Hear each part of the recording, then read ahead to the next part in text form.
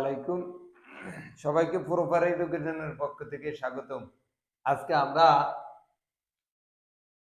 গণিতের একটি সবচেয়ে গুরুত্বপূর্ণ বিষয় নিয়ে আলোচনা করব, যে বিষয়টা হলো বৃত্ত।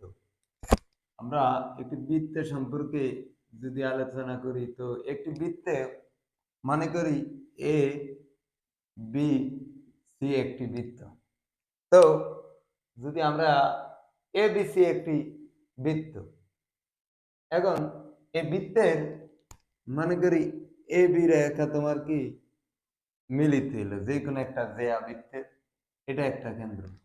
এখন এই বৃত্তটি এজিয়াটি বৃত্তের এজিয়াটা, এই বৃত্তটা তোমার এজিয়াটি, এটা একটা জিয়া। এই জিয়াটি বৃত্তকে তোমার এ একটি চাপে বিভক্ত করলো, আবার এই একটি চাপে বিভক্ত করতো, অর্থাৎ একটি জিয়া একটি বৃত্তকে দুইটি চাপে বিভক্ত করে।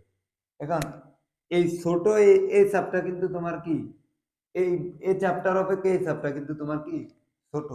তো এই ছোট চাপকে বলে তোমার উপচাপ, উপচাপ।